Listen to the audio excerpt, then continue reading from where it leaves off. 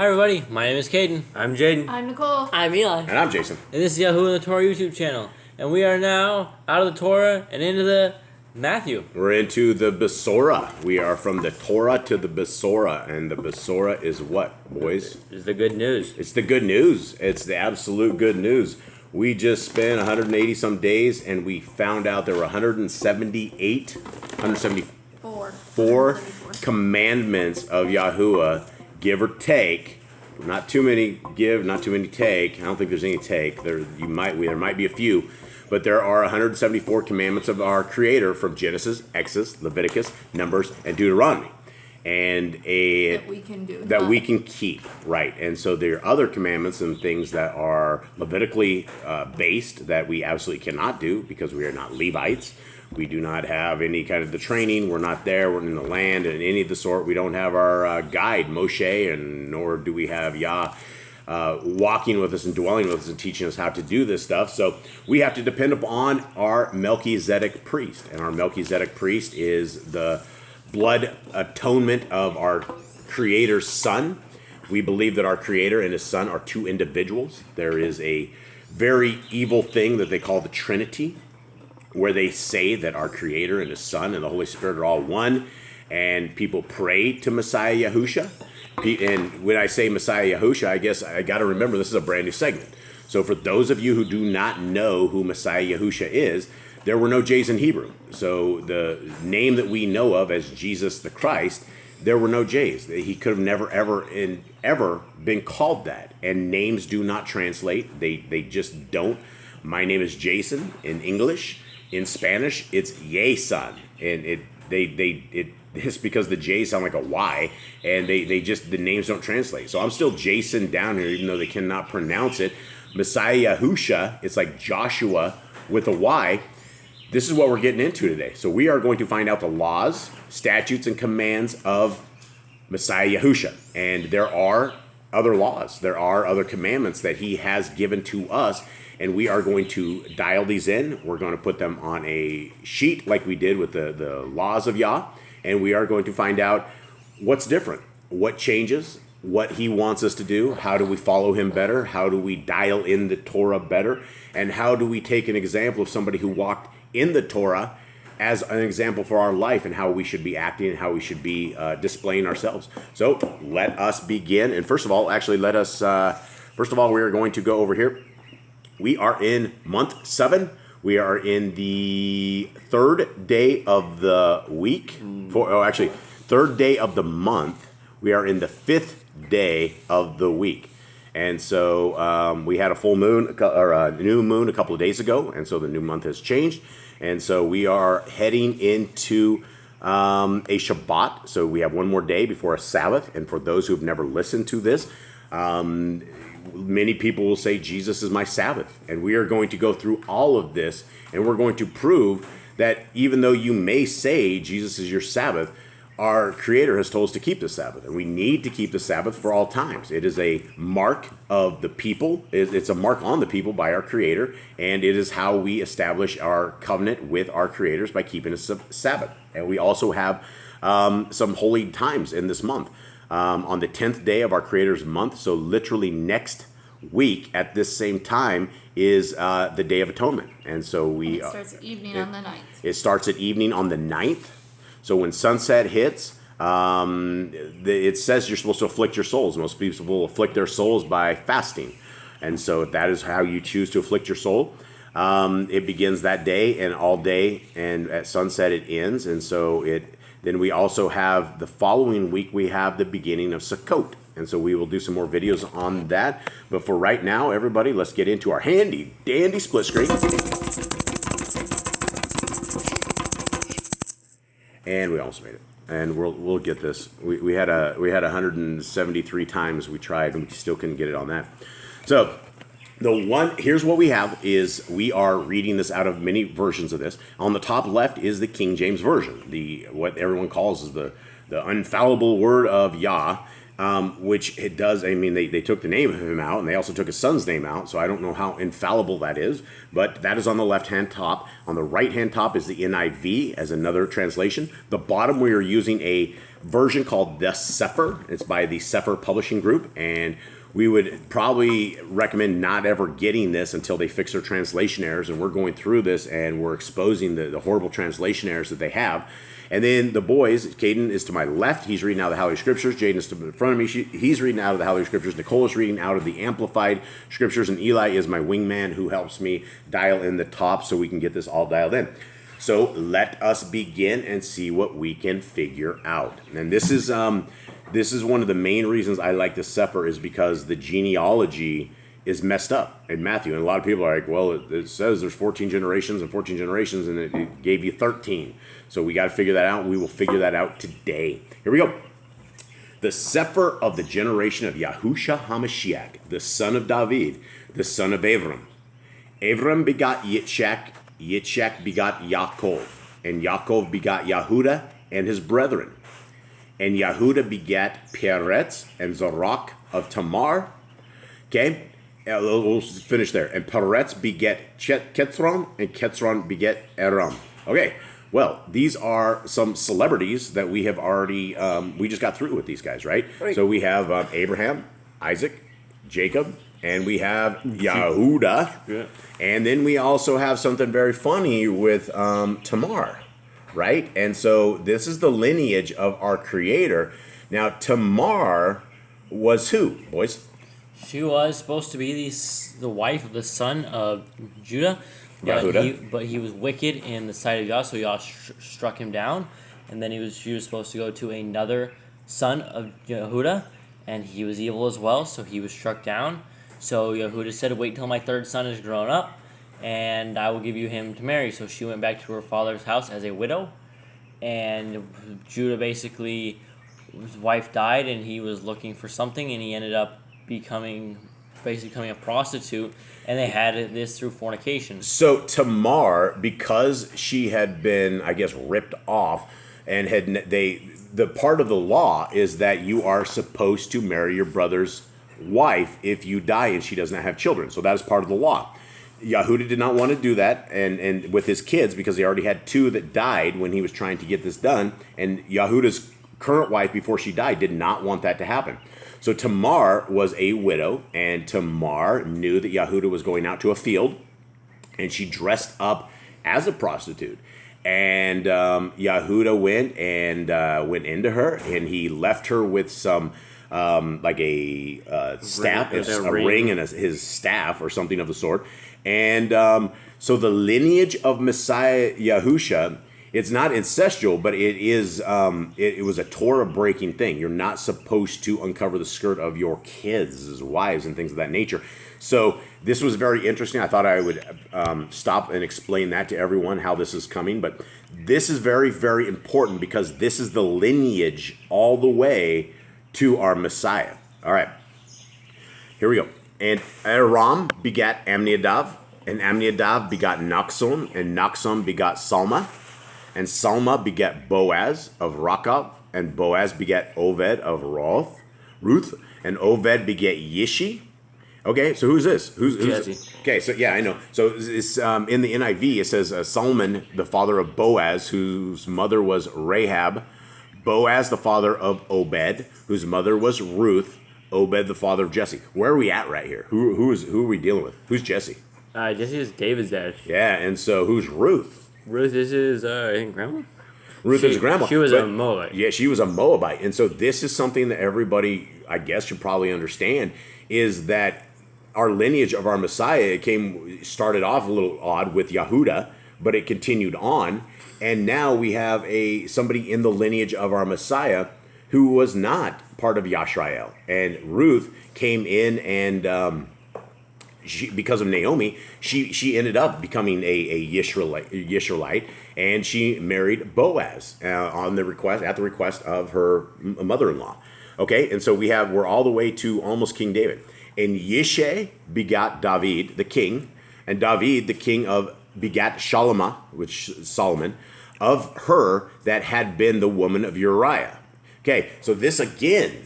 So we have three odd things in the lineage of our Creator. And I'm not saying odd that is anything wrong with this. I'm just saying that people aren't perfect. People don't do the right things all the time. And how anyone want to go over the quick lineage of how did David end up with his woman Uriah? Well, Uriah was like kind of like one of his good friends, one of his dudes of the army, war buddies, one of his friends from well, war. he was David's a general, right? Right. He's the man, and so he was the king, and he like saw Uriah's wife bathing, and he couldn't look away, and then he got her pregnant. And he had to have some really good eyesight. Thinking. I mean, I don't know how that's even happened. Yeah, but how does that even happen?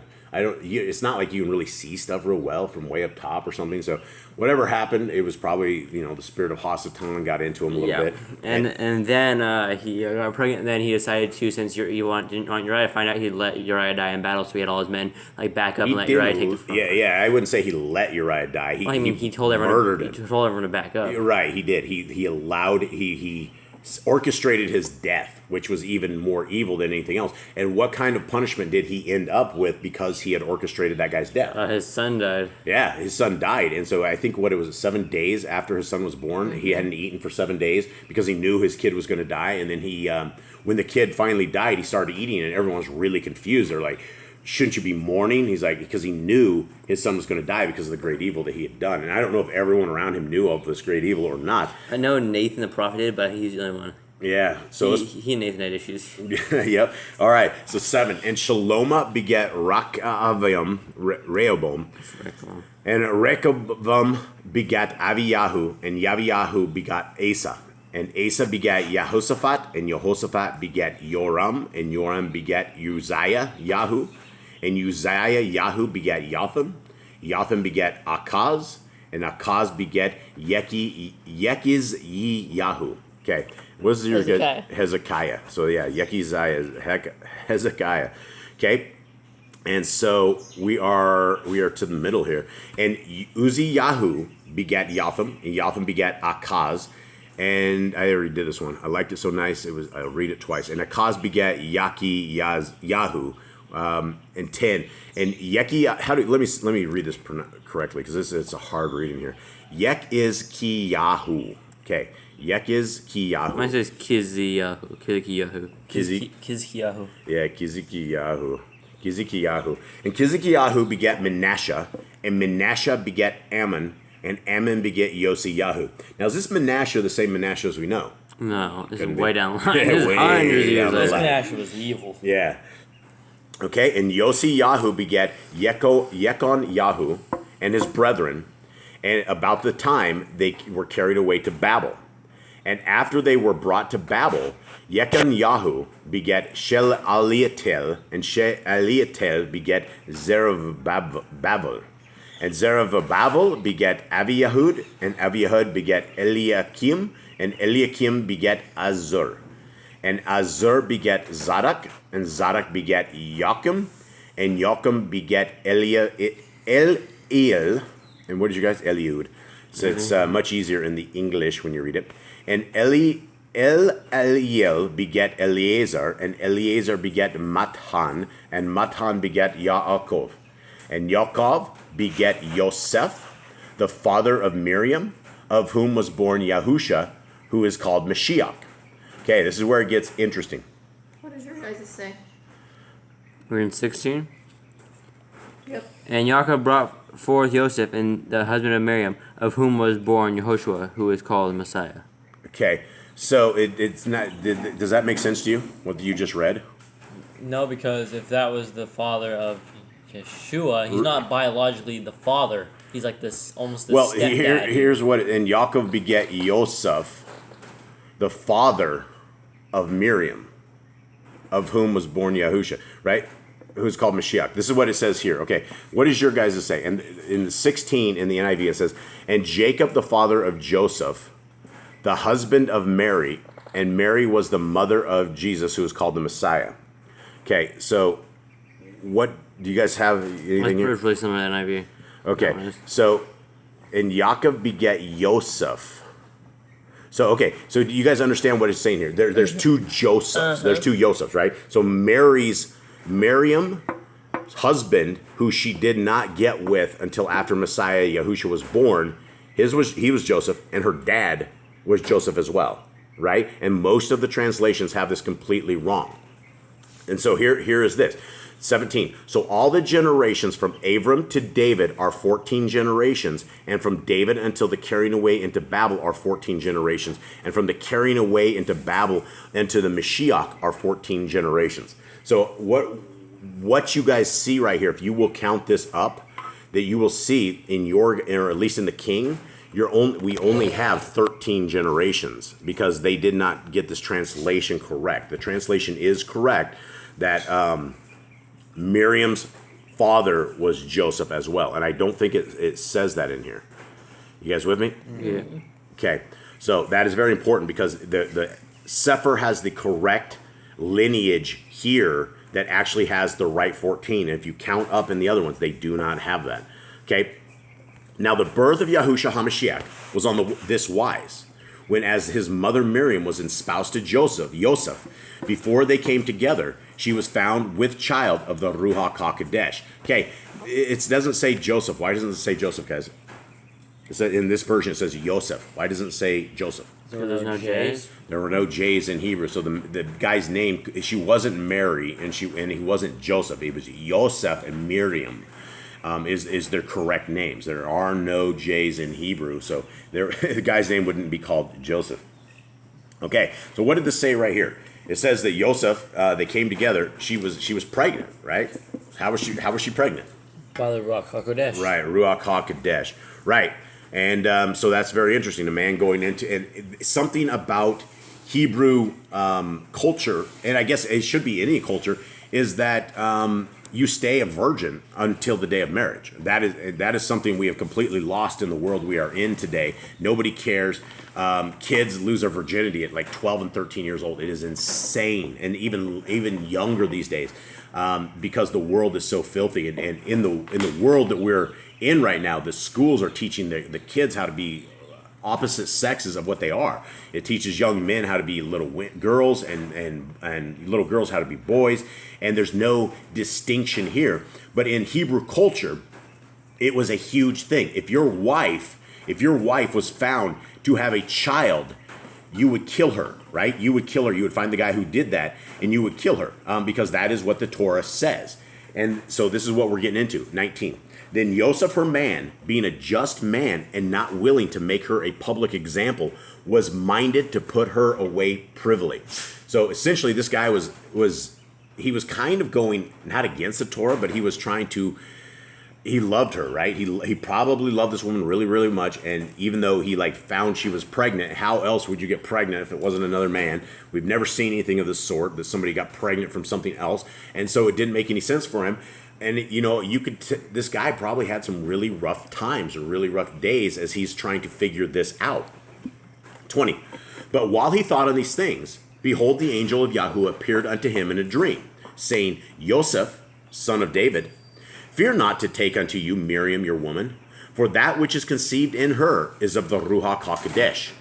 And she shall bring forth a son, and you shall call his name Yahushua, for he shall save his people from their sins. Okay, now what do we know about the word Yahushua? Means salvation. Yeah, it means Yahuwah is salvation. For the name of HaMashiach Yahushua, also the leader of the tribe of Ephraim, Yahushua the son of Nun. And so we have a lot of cases of Yahushua, and people don't. It's hard to understand that the son of the Creator's name isn't Jesus. We've all been indoctrinated into it. We all have fallen under the King, and there's no such name. And Acts 4:12 says there's no other name under heaven by which man may be saved. And people will go, well, God knows my heart, and unfortunately that is very true. And He says the heart of man is a very wicked thing, and that we need to essentially be in and around the Torah at all things. Okay, so we have salvation that has been brought to us. Now, is this the first time in scriptures we've heard about salvation coming? No. Where's it at? It's been prophesied. It's in the Torah. It's all over the place. Yeah, it's all over the place. Even in 2nd Ezra, where they rip that out of the scriptures, it talks about Yah says He will bring His Son and He will save the people. And He always says His Son. He's not, the Creator did not superimpose Himself to make Himself the Son and it's all one person. That's insanity. And that is actually a satanic memo by Catholic Church. You know, it was way back in the day, 325 years after our Messiah walked the earth. They decided they were going. The Catholics made a a pledge or a thing, and they put it into their church, and they said they're all the same person. And you know, from here we have now everybody's just so confused, and people will actually pray to Yahushua, and that is unbiblical. Okay, 22. Now all this was done that it might be fulfilled, which was spoken of Yahuwah by the prophet, saying, Behold, a virgin shall be with child, and shall bring forth a son, and they shall call of the same Emmanuel, which being interpreted is El is with me. This is a sticking point right here, guys, because people will say that our Creator and His Son are the exact same person. But it doesn't mean that. You can name. Go ahead, Jade. So if I were to say, like, you do a good deed for me, like, God is with you, that doesn't mean you are God. Yeah, and, you know, obviously, Yah sent His Son. And if He sent His Son, that means El is with us, right? That means He gave us our commander-in-chief that we need to follow and that we need to be living our life by. And so, yeah, El is with me does not mean that Yahuwah is there. It is the son of Yahuwah, and he's obviously with him, but it's not him. Okay, 24. Then Joseph, being raised from sleep, did as the angel of Yahuwah was bidden him, and took unto him his woman, and knew her not till she had brought forth her firstborn son, and he called the name Yahushua. Okay, that's very interesting. So there is a married couple that went through the entire ceremony, that went through all of this, and here's the thing, is Joseph would have had to kept things on the down low. He would have, because she would have been pregnant. Everyone's, oh, congratulations, Joseph. So it was going to be an odd thing, especially at the beginning of this. And we're not going to know we're just humans. We don't know the plan of our Creator. And so this man was a really, really good man. He really, really took care of his old lady. It's not old lady, but that's what we call women. I don't even know if it's called women. I'm going to get in the hot seat. But your woman, your wife, right? He really took care of her, and he wanted her not to be embarrassed. Here's the thing. There is a law of rape in the Torah. The law of rape is that if a man rapes a woman and she is not engaged to be married, that he must marry this woman and never ever divorce her.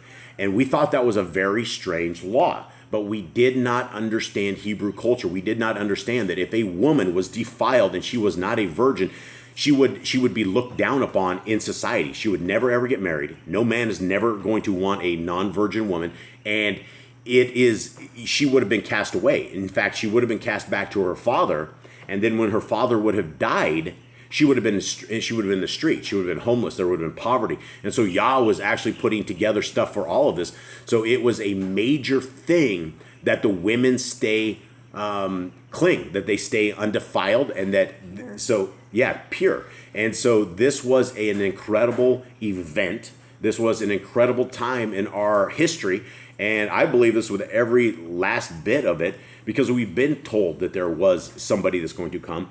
And you have to understand the Torah. If you do not understand the Torah, then you will never understand Messiah Yahushua. You will never understand it. If you do not understand the Levitical sacrifice, if you do not understand the pain inflicted upon little animals when we sin, and it's not like our Creator is an animal herder, right? He's like, oh yeah, I'm just going to go hurt the animals. It's because you are sinning. He hurts the animals instead of hurting you, if you understand that. It is by their blood that you were redeemed, and it is by the blood of Messiah Yahushua that we are redeemed as well. We don't have Levitical priests. We all live in sin, and without Messiah Yahushua, we have no way forward. We have no Levitical. We've lost all of our Levitical priests. We do not have a priest, but now we have a Melchizedek priest who is the Son of the Most High, and he will come and he will reign. There's a mountain that will descend upon Mount Zion. There's a city that's going to descend upon Mount Zion, and there will be a king. And this king is Messiah Yahushua. And so these are very exciting readings that we are into. I'm excited about this. It's a breath of fresh air, and we will be continuing on with this. And we hope that you guys will hang out with us as we go through this, as we study this, as we try to figure this stuff out, and as we see the link between Messiah Yahushua and the Torah. And I think what we're going to find out is that Messiah Yahushua, he may have adjustments to the laws that we know, but there's nothing that changes. He adds finite details to things that are that should be obvious to us, but are probably not. And that's what we're going to find out, and that's what we're going to depend upon, because that is who's going to be reigning over us. And so we want to be in sync with Messiah Yahushua, but you will absolutely not be in sync with Messiah Yahushua if you do not keep the laws, statutes, and commands of our Creator. Thank you guys very, very much. I appreciate you guys. Thank you to our little digital family out there. We love you guys very much. We hope you guys have a wonderful day. We hope you are blessed. And Jade, what you got? Tonight is Youth for Yah. Yes, tonight is Youth for Yah. If this is a new segment, and we will actually pick up probably a lot of different people watching this, because nobody wants to see the Torah, right? Nobody ever wants to see the Torah. But the Matthew, Mark, Luke, and John, they might actually watch. So we have what they call Youth for Yah. It is just some youngsters, some 18-year-olds and a 15-year-old, and they are reading through Proverbs. Where are you guys at right now in Proverbs, guys? 24. 24. And how many do you have before you're done? It goes to chapter 31. So 31. So you still have a little bit. You still have a few weeks. So, okay. So that's it. Thank you guys very, very much. And we love you all. And we will see you again tomorrow. Shalom.